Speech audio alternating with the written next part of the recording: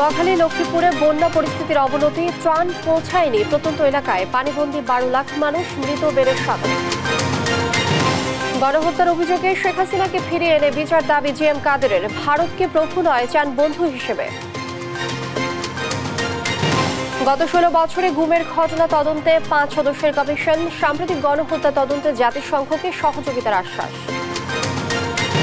Homeo বোর্ডের registrar থেকে 50 কোটি টাকার মালিক জাহাঙ্গীর আলম, দুর্নীতির প্রমাণ পেয়েছে দুদক।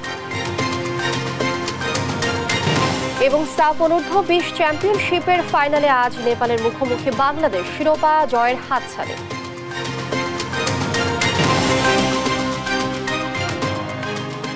দেখছিলেন শিরোনাম সংবাদ সকালে, সঙ্গে আছি আমি লিনি আফরোজ। এবারে বিস্তারিত। ফেনীতে বন্যার পানি কমলেও নোয়াখালী, লক্ষ্মীপুর ও কুমিল্লার পরিস্থিতি নাজুক। ভোগান্তি ও খাদ্য সংকট চরম আকার ধারণ করেছে। প্রয়োজনীয় ত্রাণ সামগ্রী তাদের কাছে পৌঁছাচ্ছে না, এমন অভিযোগ বানভাসী মানুষের। সহকর্মীদের পাঠানো তথ্যচিত্রে সালমা জাহানের ডেস্ক রিপোর্ট। নোয়াখালীতে টানা বৃষ্টির কারণে বাড়ছে বন্যার পানি, এতে নতুন নতুন এলাকাও প্লাবিত হচ্ছে। বন্যার্তদের মাঝে ত্রাণ দেওয়ার জন্য প্রতিদিনই ছুটে আসছে বিভিন্ন সংগঠন। পর্যাপ্ত নৌকা না থাকায় প্রত্যন্ত অঞ্চলে পৌঁছানো সম্ভব হচ্ছে না ত্রাণ সহায়তা। এখানে প্রায় 500 লোকের মতো উঠছে। আমরা প্রতিদিন তাদেরকে বিভিন্ন সংস্থা থেকে, তারপর নিজস্ব উদ্যোগে থাকা এবং খাওয়ার ব্যবস্থা করতেছি। আমাদের এলাকার লোকে খাওয়া দাওয়া দিতেছে, আমরা কোনো মতো বাঁচছি। কবে যাই আল্লাহ কইতে আর এটা বলতে পারি। যারা তার সামগ্রী নিয়ে আসতেছে তারা মেইন রোডের পাশে দিয়ে ভিতরে ঢুকতে পাইতেছে না, একটা নৌকা নাই, কিছু নাই, কোনো যোগাযোগের বিচ্ছিন্ন সবকিছু। ফেনীর ফুলগাজী, পরশুরাম ও ছাগলনাইয়া উপজেলায় পানি নামার সাথে সাথে ফুটে উঠছে ক্ষয়ক্ষতির চিত্র। জেলা জুড়ে বাড়ছে পানিবাহিত রোগবালাই। এদিন ফেনীর বিভিন্ন এলাকায় 1000 পরিবারের মাঝে খাদ্য সামগ্রী বিতরণ করেন অন্তর্বর্তীকালীন সরকারের ধর্ম উপদেষ্টা আ.ফ.ম. খালিদ হাসান। কল্যাণ তহবিল আছে, ওখানে টাকা জমা হচ্ছে। এটা যদি আরো একটু রিচ হয় তাহলে আমাদের ক্যাবিনেট থেকে আমরা আবারও এদিকে আসব। ফেনীতে বন্যা পরিস্থিতির উন্নতি না হওয়া পর্যন্ত নৌবাহিনীর উদ্ধার কার্যক্রম, চিকিৎসা সেবা ও ত্রাণ সহায়তা অব্যাহত থাকবে বলে জানান নৌবাহিনীর প্রধান অ্যাডমিরাল মোহাম্মদ নাজমুল হাসান। পুনর্বাসনের জন্য সরকারিভাবে আমার বিশ্বাস সদস্য সরকার এটার ব্যাপারে ব্যবস্থা গ্রহণ করবেন। কুমিল্লায় পাল্লা দিয়ে বাড়ছে বন্যা কবলিত মানুষের সংখ্যা। জেলা ত্রাণ কর্মকর্তার তথ্য অনুযায়ী এরই মধ্যে জেলার 14 উপজেলায় 7 লাখের বেশি মানুষ পানিবন্দী হয়ে পড়েছে, যদিও বেসরকারি হিসেবে সংখ্যাটা 10 লাখ ছাড়িয়েছে। লক্ষ্মীপুরে ত্রাণের জন্য অপেক্ষা করছে পানিবন্দী মানুষ। অন্তত 30,000 মানুষ অবস্থান করছেন আশ্রয় কেন্দ্রে। এখন আমাদের ঘরে পর্যন্ত পানি আছে, আজকে ত্রাণ তো ঠিক মতন আসতেছে না। ব্রাহ্মণবাড়িয়ার আখাউড়া ও কসবায় বন্যা পরিস্থিতির উন্নতি হয়েছে। পানি কমলেও কমেনি বানভাসীদের দুর্ভোগ। পাহাড়ি ঢলের কারণে জেলায় প্রায় 1000 পুকুরের মাছ ভেসে গেছে, যার আর্থিক ক্ষতি প্রায় 19 কোটি টাকা। টাকা পাবো কইতে অনেক টেনশন আছে। লাগাইছিলাম 5 কানি জমি। বৃষ্টি কমায় চট্টগ্রামে কমতে শুরু করেছে পানি। মিরসরাই, ফটিকছড়ি, হাটহাজারী ও রাউজানে এখনো পানিবন্দী 50,000 মানুষ। দুর্গতদের সাহায্যে হাটহাজারী উপজেলায় ত্রাণ সামগ্রী বিতরণ করেছে বিএনপির নেতাকর্মী সহ বিভিন্ন সংগঠন। এদিকে ফারাক্কার ভাটিতে চাঁপাইনবাবগঞ্জে পদ্মা নদীতে গেল 24 ঘন্টায় পানি বেড়েছে 7 সেন্টিমিটার। তবে এখনো পদ্মার পানি বিপদসীমার নিচে রয়েছে। সালমা জাহান, নিউজ ডেস্ক, দেশ টিভি। পানি কমতে শুরু করেছে ব্রাহ্মণবাড়িয়াতে। বন্যা পরিস্থিতির সবশেষ খবর জানাতে সরাসরি যুক্ত হচ্ছেন সহকর্মী মেহেদিনুর পরশ। পরশ, আপনি সেখানে রয়েছেন, আপনি কি দেখছেন? জেলার আশ্রয় কেন্দ্রগুলোতে কি পরিমাণ মানুষ রয়েছে? বাড়ি ফেরা শুরু হয়েছে কিনা?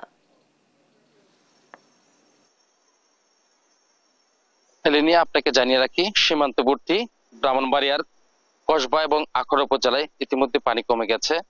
পানি কমে গেলেও কিছু কিছু স্থানে জলবদ্ধতা রয়েছে। পানি কমে যাওয়ার ফলে এখানকার যে আশ্রয় কেন্দ্রের যে মানুষগুলো রয়েছেন তারা কিন্তু এখন বাড়ি ফিরতে শুরু করেছে। তো বাড়ি ফিরতে শুরু করলো এই আশ্রয় কেন্দ্রের মানুষজন জানিয়েছে যে বন্যার পানিতে তাদের বাড়িতে বিভিন্ন আসবাবপত্র সহ বিভিন্ন ধরনের ক্ষয়ক্ষতি হয়েছে। তারা বলছেন এখন এগুলো কাটিয়ে উঠতে বেশ কয়েকদিন সময় লাগবে। এছাড়া বন্যায় বেশিরভাগ ক্ষতি হয়েছে ফসলের জমি, মাছের ঘের। এছাড়া কিছু বিচ্ছিন্ন আঞ্চলিক সড়ক সহ 2টি বাঁধের ক্ষতি হয়েছে। আমি এখন যে এলাকাটিতে আছি এটি একটি বিস্তীর্ণ ফসলি জমি। এখানে বিগত কয়েকদিন আগেও যে বন্যার পানিতে যে রূপা আমনের যে ধানের চারা রোপণ করেছিলেন কৃষকরা, সবকিছু কিন্তু পানির তোরে একবারে নষ্ট হয়ে গেছে। এখন তারা নতুন চারা নিয়ে একটা সংকটে রয়েছেন। বেশ কয়েকজন কৃষকের সাথে আমার কথা হয়েছে, তারা বলছেন যে এই চলতি রূপা আমনমণি তারা যে চারা রোপণ করেছিলেন এই চারা এখন তারা অনেকটা নতুন করে কিনতে অনেকটা তাদের দ্বিগুণ দামে কিনতে হচ্ছে বলে তারা জানিয়েছেন।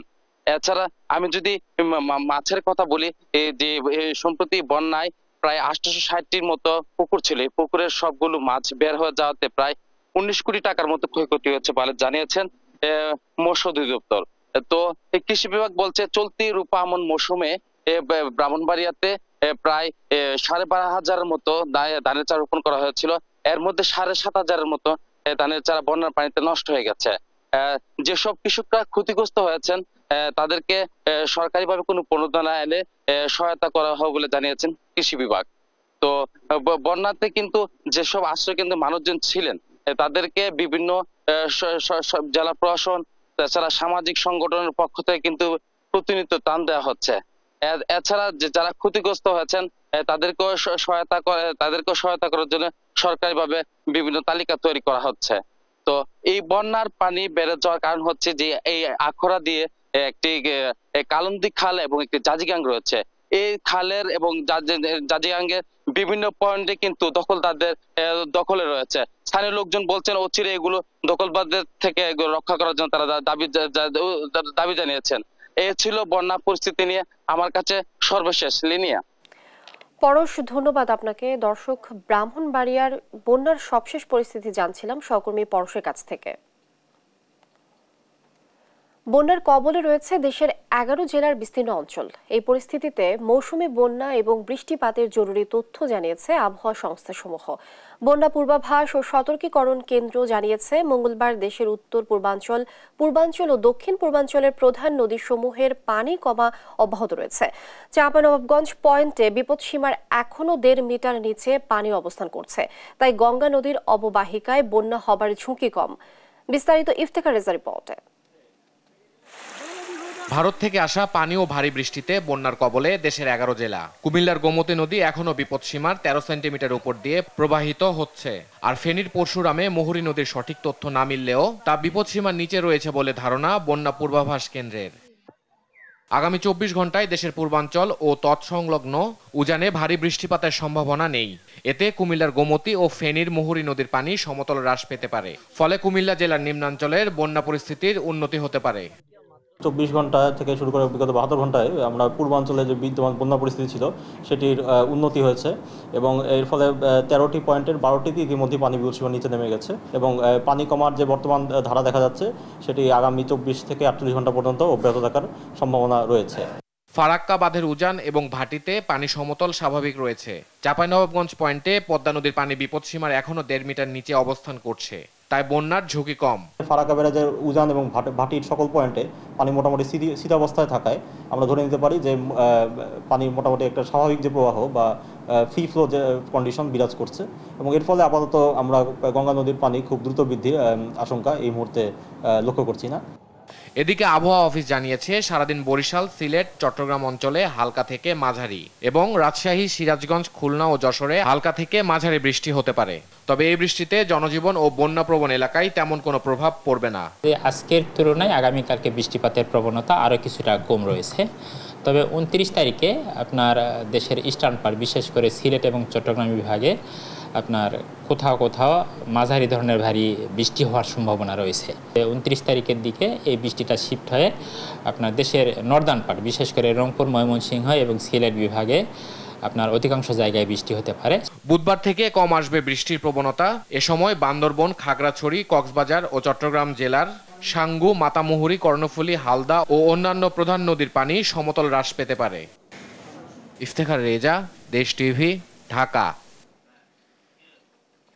গণহত্যার অভিযোগে শেখ হাসিনাকে ফিরে এনে বিচার করার দাবি জানিয়েছেন জাতীয় পার্টির চেয়ারম্যান জি এম কাদের। বলেন, ছাত্র জনতার উপর নির্বিচারে গুলি, দুর্নীতি আর আয়না ঘরের নামে নির্মমতার কারণে তাকে বিচারের মুখোমুখি করা উচিত। দেশ টিভিকে দেয়া বিশেষ সাক্ষাৎকারে তিনি বলেন, ভারতকে বন্ধু হিসেবে চাই, প্রভু হিসেবে নয়। সংবিধান সংশোধনের মাধ্যমে দেশে প্রকৃত গণতান্ত্রিক সরকার কাঠামো ফিরিয়ে আনার দাবিও জানান জিএম কাদের। ফখরুল ইসলামের রিপোর্ট। ছাত্র জনতার অভ্যুত্থানে সাবেক প্রধানমন্ত্রী শেখ হাসিনার পালিয়ে যাওয়ায় তীব্র সমালোচনা করেন জাতীয় পার্টির শীর্ষ নেতা। ছাত্র জনতার অভ্যুত্থান পরবর্তী পরিস্থিতি ও সমসাময়িক রাজনীতি নিয়ে খোলামেলা কথা বলেন দেশ টিভির সাথে। উনি রাজনৈতিক নেতা, উনি যদি কোনো কাজ করে থাকেন, উনি দেশে থাকবেন, দেশের মানুষের কাছে জবাবদিহি করবেন। নির্বিচারের লুণ্ঠন, অর্থ সম্পদের লুণ্ঠন করা হয়েছে এবং আইনগতভাবে থাকলে বৈধতা দেওয়া হয়েছে এবং এগুলো কোনো গোপনীয়তা করা হয়নি। আয়নাঘরটা তো অ্যানাদার ডাইমেনশন, যে লোকটাকে নিয়ে এসে আটক করা, টর্চার করা হচ্ছে। এটা তো আমি এখনো বুঝতে পারলাম না। মানে এটা একটা বিভৎস ঘটনা। বাংলাদেশে কেন, আমার মনে পৃথিবীর কোনো দেশে এরকম ঘটনা আছে বলে আমার জানা নেই। তবে সরকার প্রধান এগুলোর কোনো দায় দায়িত্ব এড়াতে পারেন না। বলেন, ছাত্র জনতার উপর নির্বিচারে গুলির দায়ে বিচারের মুখোমুখি করতে হবে শেখ হাসিনাকে। হেলিকপ্টার থেকে দেখে অথবা বাড়ির ছাদ থেকে দেখে শত শত মানুষের মধ্যে আপনি কিছু মানুষকে গুলি করে মারলেন, রাস্তায় হঠাৎ করে দাঁড়িয়ে লোকজন হেঁটে যাচ্ছে, হঠাৎ করে গুলি করলেন, এরকম ঘটনা ঘটেছে।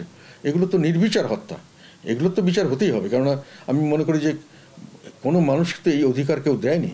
এত বড় ঘটনা ঘটে গেছে, উনি ছিলেন chief executive of the country, ওনার হাতে দিয়ে এত ঘটনা হয়েছে, কাজে বিচার তো করতে হবে। বিচার অর্থ ন্যায় বিচার। শেখ হাসিনা তো এটার দায় দায়িত্ব এড়াতে পারে না, ওনাকে ফিরিয়ে আনা উচিত। ওনার অ্যাকচুয়ালি বিচারের সম্মুখীন হওয়া ওনার জন্য দরকার ছিল।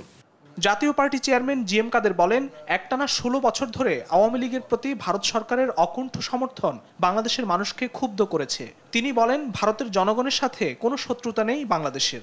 আমাদের সঙ্গে ভারতের জনগণের কোনো শত্রুতামি নেই, ভারতের সঙ্গে আমাদের শত্রুতামি নেই। আমাদের শত্রুতা হলো ভারতের বর্তমান সরকারি ব্যবস্থা, যারা অকুণ্ঠভাবে আওয়ামী লীগকে সমর্থন দিয়েছে, জনগণের কথা চিন্তা করেনি, বা জনগণ যে আওয়ামী লীগের অত্যাচারে নির্যাতিত হচ্ছে সেটার বিষয়ে তারা কোনো পদক্ষেপ নেননি। এটাই জনগণের ক্ষোভ বর্তমান সরকারের, বর্তমান ভারতীয় সরকারের বিষয়। আমরা বন্ধুত্ব চাই, আমরা আমার ভারতকে বন্ধু চাই। এই মুহূর্তে নির্বাচনী একমাত্র সমাধান নয়, বরং রাষ্ট্রের কাঠামোগত পরিবর্তনে অন্তর্বর্তীকালীন সরকারের কাজ করা উচিত বলে মনে করেন জিএম কাদের। অন্তর্বর্তী সরকারের প্রতি আবারও সমর্থন জানান জাতীয় পার্টির এই শীর্ষ নেতা। ফখরুল ইসলাম, দেশ টিভি, ঢাকা। গত 16 বছরে আইনশৃঙ্খলা রক্ষা বাহিনীর হাতে গুম হওয়া ব্যক্তিদের সন্ধানে 5 সদস্যের তদন্ত কমিশন গঠন করেছে অন্তর্বর্তীকালীন সরকার। হাইকোর্টের অবসরপ্রাপ্ত বিচারপতি মইনুল ইসলাম চৌধুরীর নেতৃত্বে গঠিত কমিশনের অপর 4 সদস্য হলেন হাইকোর্টের অবসরপ্রাপ্ত অতিরিক্ত বিচারক মোহাম্মদ ফরিদ আহমেদ শিবলি, মানবাধিকার কর্মী নূর খান, ব্র্যাক বিশ্ববিদ্যালয়ের শিক্ষক নাবিলা ইদ্রিস ও মানবাধিকার কর্মী সাজ্জাদ হোসেন। এই কমিশনকে আগামী 45 কার্য দিবসের মধ্যে সরকারের কাছে তদন্ত প্রতিবেদন দাখিল করতে বলা হয়েছে। মন্ত্রিপরিষদ সচিব মোহাম্মদ মাহবুব হোসেন স্বাক্ষরিত এই সংক্রান্ত এক প্রজ্ঞাপনে বলা হয়েছে, 2010 সালের 1 জানুয়ারি থেকে 2024 সালের 5 আগস্ট পর্যন্ত আইনশৃঙ্খলা বাহিনীর হাতে গুম হওয়া ব্যক্তিদের সন্ধানে কাজ করতে এই তদন্ত কমিশন। ছাত্র জনতার আন্দোলন ঘিরে জুলাই আগস্টে গণহত্যা তদন্তে নেমেছে জাতিসংঘ। ফ্যাক্ট ফাইন্ডিং মিশনের প্রধান রোরি মুগোভ্যান জানান, স্বরাষ্ট্র উপদেষ্টা লেফটেন্যান্ট জেনারেল জাহাঙ্গীর আলম চৌধুরীর সঙ্গে প্রাথমিক আলোচনা সফল হয়েছে। আর এ কাজে জাতিসংঘের তদন্ত দলকে সব ধরনের সহযোগিতা করার কথা জানান স্বরাষ্ট্র উপদেষ্টা। মোহাম্মদ সাকিবের রিপোর্ট। কোটা সংস্কারের দাবিতে শুরু হওয়া ছাত্র জনতার আন্দোলনে ব্যাপক দমনপীড়ন চালায় সরকার। পুলিশ সহ বিভিন্ন বাহিনী ও ক্ষমতাসীন আওয়ামী লীগের সঙ্গে সংঘর্ষে নিহত হয় বিপুল সংখ্যক মানুষ। সহিংসতা ও গণহত্যার তদন্তে ঢাকায় জাতিসংঘের 3 সদস্যের কারিগরি কমিটি তদন্তের অংশ হিসাবে সচিবালয়ের স্বরাষ্ট্র উপদেষ্টার সঙ্গে সাক্ষাৎ করেন তারা। বৈঠক শেষে জাতিসংঘ মিশনের প্রধান রোরি মুগোভ্যান জানান, জুলাই আগস্টে গণঅভ্যুত্থান ঘিরে কি ঘটেছিল তা তদন্তে এসেছেন তারা। এ নিয়ে প্রাথমিক আলোচনা ইতিবাচক হয়েছে। The UN could conduct an investigation and fact-finding into what's happened in the past 2 months, as requested by the interim government, but also looking at some of the areas we could. আর গণহত্যা তদন্তে জাতিসংঘকে সব ধরনের সহযোগিতা করার কথা জানান স্বরাষ্ট্র উপদেষ্টা। ইউএন মিশনে আমাদের আরো এখনো আমরা কিন্তু অনেক বেশি, তারপরও আমাদের বেশি করে পুলিশ, আর্মি এবং অন্যান্য বাহিনীর সদস্যরা যেতে পারে, তাদের কাছে আমরা রিকোয়েস্ট করছি। এবং তারা বলছে যে বাংলাদেশে যারা ইউএনএ কাজ করতেছে তারা খুবই ভালো কাজ করতেছে, তারা এদের খুবই প্রেস করছে এবং বলছে ভবিষ্যতে এই বাংলাদেশে সবসময় যেন 1 নম্বরে থাকতে পারে এই ব্যবস্থা তারা করবে। এছাড়া জাতিসংঘ শান্তিরক্ষা মিশনে বাংলাদেশ থেকে যেন আরো বেশি প্রতিনিধি যেতে পারে সেই বিষয়ে আহ্বান জানান উপদেষ্টা। মোহাম্মদ সাকিব, দেশ টিভি, ঢাকা। আলাদা হত্যা মামলায় জাসদ সভাপতি হাসানুল হক ইনুর 7 দিন এবং ওয়ার্কার্স পার্টির সভাপতি রাশেদ খান মেননের 6 দিনের রিমান্ড মঞ্জুর করেছেন আদালত। মঙ্গলবার পুলিশের আবেদনের প্রেক্ষিতে আদেশ দেন বিচারক। এদিকে মঙ্গলবার বিকেল পর্যন্ত শেখ হাসিনা সহ আওয়ামী লীগ সরকারের মন্ত্রী, এমপি ও আইনশৃঙ্খলা বাহিনীর সাবেক কর্মকর্তাদের বিরুদ্ধে আরও 6টি হত্যা মামলা হয়েছে। শাহিদুজ্জামান সাকিবকে সঙ্গে নিয়ে নাফিয়া ফারজানা রিপোর্ট। মঙ্গলবার বিকেলে আদালতে হাজির করা হয় জাসদ সভাপতি হাসানুল হক ইনু ও ওয়ার্কার্স পার্টির সভাপতি রাশেদ খান মেননকে। স্বৈরাচারের দোসর সাবেক 2 মন্ত্রীর বিরুদ্ধে বিক্ষুব্ধ জনতার স্লোগানে উত্তপ্ত হয়ে ওঠে আদালত প্রাঙ্গণ। ব্যবসায়ী আব্দুল ওয়াদুদ হত্যা মামলায় ইনুর 7 ও গার্মেন্টস কর্মী রুবেল হত্যা মামলায় রাশেদ খান মেননের 6 দিনের রিমান্ড মঞ্জুর করেন আদালত। এই হত্যার সঙ্গে সংশ্লিষ্টতা পাওয়া যায়, তার কারণে আরো অধিকতর তদন্তের জন্য এবং এই হত্যার সঙ্গে কারা কারা জড়িত সেটাকে বের করার জন্য এবং ঘটনা আরো উদ্ঘাটিত করার জন্য 10 দিনের রিমান্ড প্রার্থনা করেন। আদালত জামিন নামঞ্জুর করেছেন, রিমান্ড মঞ্জুর করেছেন। তখন বিজ্ঞ আদালতকে আমি বলেছি যে উনি যেহেতু অসুস্থ এবং সার্জারি করা, তাকে সতর্কতার সাথে যাতে জিজ্ঞাসা করা হয়। এদিকে মঙ্গলবার বিকেল পর্যন্ত শেখ হাসিনা সহ আওয়ামী লীগের বেশ কয়েকজন নেতার বিরুদ্ধে 4 থানায় আরো 6টি মামলা করেছে ভুক্তভোগী পরিবার। ছাত্র জনতার আন্দোলনের সময় শিক্ষার্থী মিরাজ হোসেন নিহত হওয়ার ঘটনায় শেখ হাসিনা, ওবায়দুল কাদের সহ 94 জনের বিরুদ্ধে ডেমরা থানায় আরও একটি হত্যা মামলা হয়। নিহতের চাচা খুরশিদ আলম মোল্লা বাদী হয়ে এ মামলা করেন। নির্দয়ভাবে মুহুর্মুহু গুলি করে তাকে স্পটে হত্যা করেছে। বাদী আজকে উপস্থিত এই মামলাটা করেছেন। সেই মামলায় আজকে মোট 94 জন আসামি নাম উল্লেখ করে এবং অজ্ঞাতনামা অনেক আসামিদের নাম উল্লেখ করে আজকে মামলাটা ফাইল করা হয়েছে। গেল 19 জুলাই কলেজ শিক্ষার্থী নাহিদুল ইসলাম মিরপুরে আন্দোলনের সময় গুলিতে নিহত হন। এই ঘটনায় তার ভাই সবুজ মিয়া শেখ হাসিনা, শেখ রেহানা জয় সহ 41 জনের বিরুদ্ধে হত্যা মামলা করেন। মিরপুর মডেল থানাকে মামলা নিতে নির্দেশ দেন চিফ মেট্রোপলিটন ম্যাজিস্ট্রেট আদালত। স্বৈরশাসক শেখ হাসিনা, শেখ রেহানা, সজীব ওয়াজেদ জয় সহ 41 জন এজাহারভুক্ত আসামি ও 300 জন অজ্ঞাতনামা আসামিরা এই ছাত্রসহ আরও অনেকের হত্যা করেছে।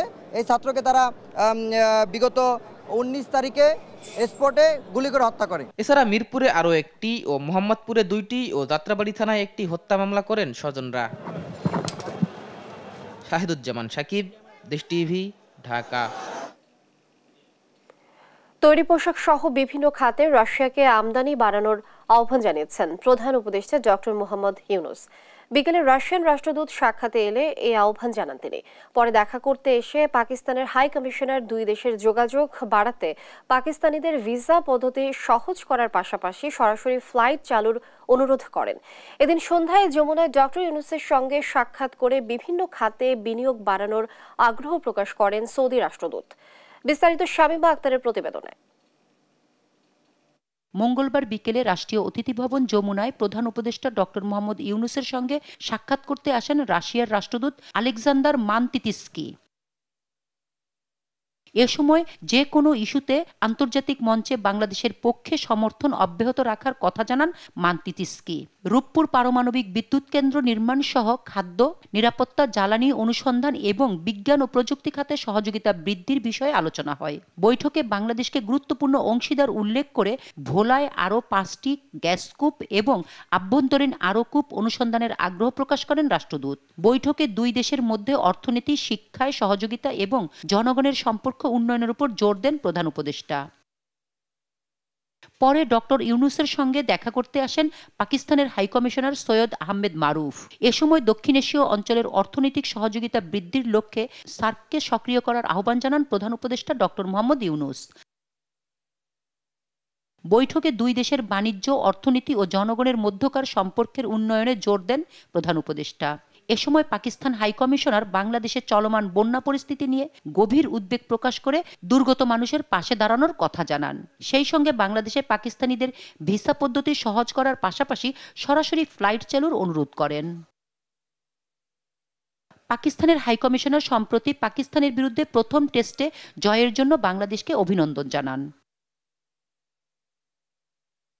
সন্ধ্যায় রাষ্ট্রীয় অতিথি ভবনে আসেন সৌদি আরবের রাষ্ট্রদূত এশা ইউসুফ এশা আল দুহাইলান। এ সময় ডক্টর ইউনুসের নেতৃত্বের প্রশংসা করেন তিনি। বৈঠকে সৌদি আরবকে বন্ধু রাষ্ট্র বলে আখ্যা দেন প্রধান উপদেষ্টা। এ সময় সৌদি রাষ্ট্রদূত দেশটিতে কর্মরত প্রায় 3.5 মিলিয়ন বাংলাদেশি শ্রমিক পরিশ্রমী উল্লেখ করে বাংলাদেশের বিভিন্ন খাতে বিনিয়োগ বাড়ানোর আগ্রহ প্রকাশ করেন। শামিমা আক্তার, দেশ টিভি, ঢাকা। হোমিও বোর্ডের রেজিস্ট্রার থেকে 50 কোটি টাকার মালিক জাহাঙ্গীর আলম। রেজিস্ট্রার হয়ে 15 বছরে হোমিও মেডিকেল কলেজের অনুমোদন, শিক্ষক নিয়োগ, সার্টিফিকেট বাণিজ্য করে হাতিয়েছেন কোটি কোটি টাকা। ফ্ল্যাট, গাড়ি, বাড়ি, পরিবহন, ব্যবসা সবই গড়েছেন জাহাঙ্গীর আলম। লুটে পুটে হোমিও বোর্ডে কায়েম করেছেন পরিবারতন্ত্র। জাহাঙ্গীর আলমের দুর্নীতির বিষয়ে প্রমাণও পেয়েছে দুর্নীতি দমন কমিশন। ফখরুল ইসলামের আরও একটি রিপোর্ট।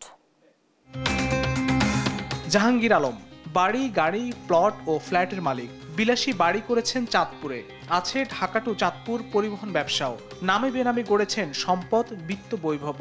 হঠাৎ এত বিত্ত বৈভবের রহস্য মিরপুরে হোমিও মেডিকেল কলেজের ছাত্রলীগের পদ।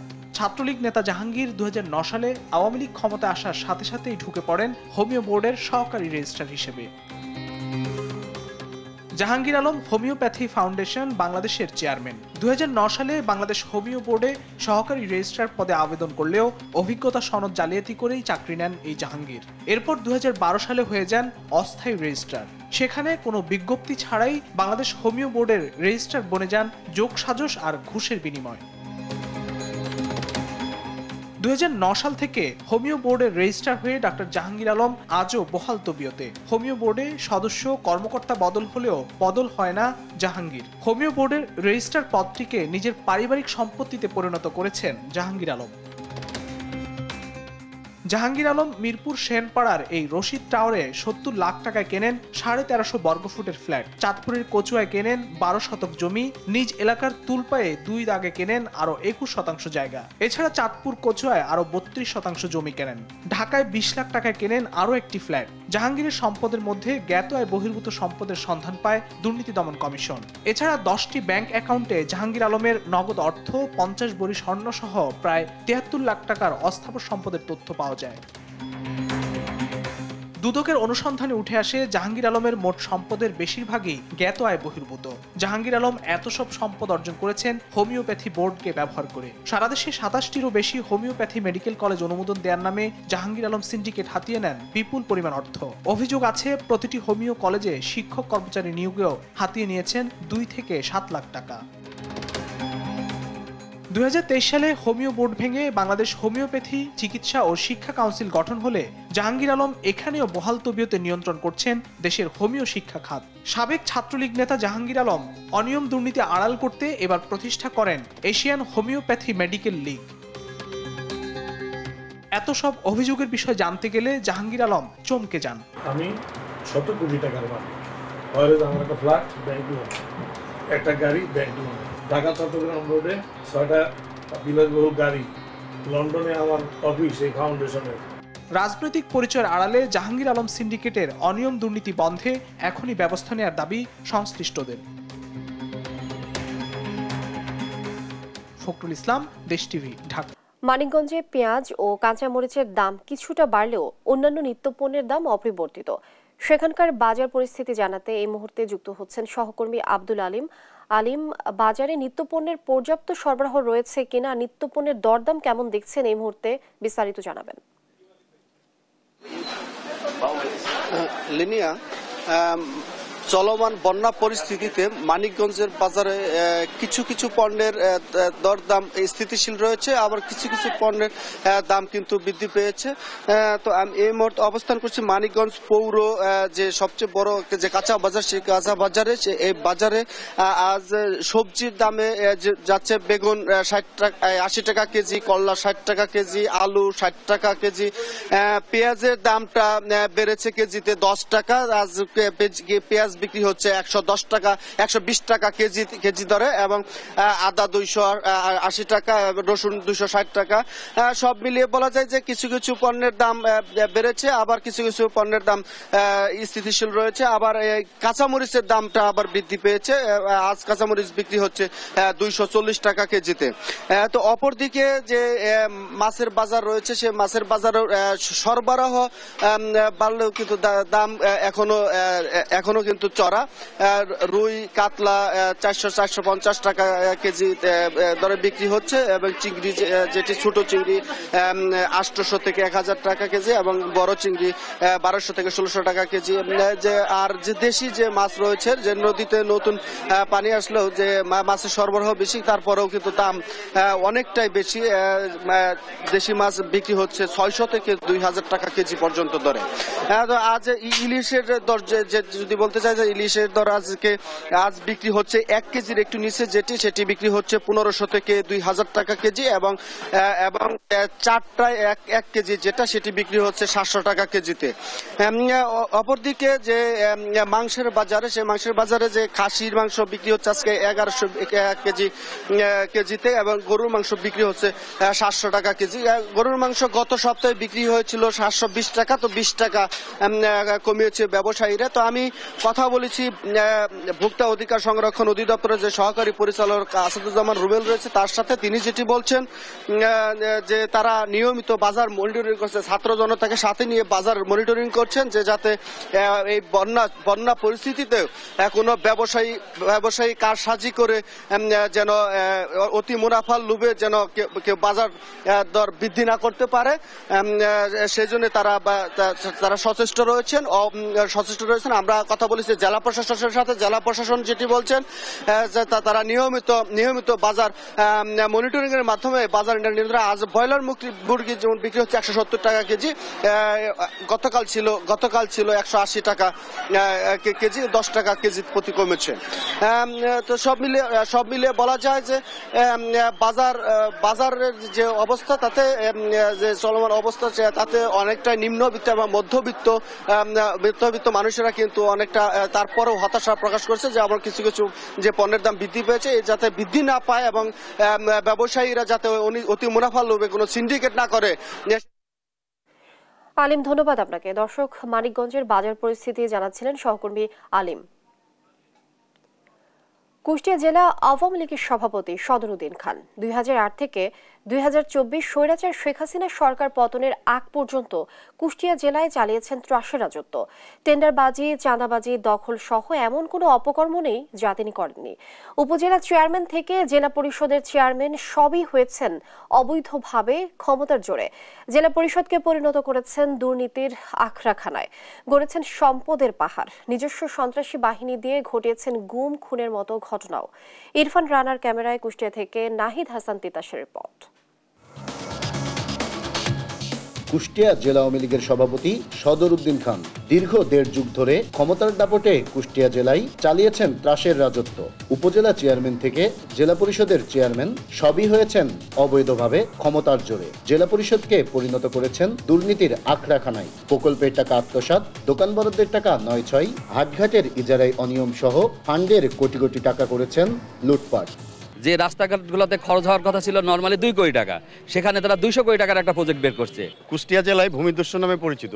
তিনি জেলা পরিষদের যখন চেয়ারম্যান ছিলেন, তখন দোকান, মার্কেট নির্মাণে অনিয়ম, বরাদ্দের টাকা আত্মসাৎ এবং দোকান বরাদ্দের টাকা আত্মসাৎ, হাট ঘাট ইজারা দেওয়া, এই সমস্ত ক্ষেত্রে ব্যাপক দুর্নীতির আশ্রয় নিয়েছে।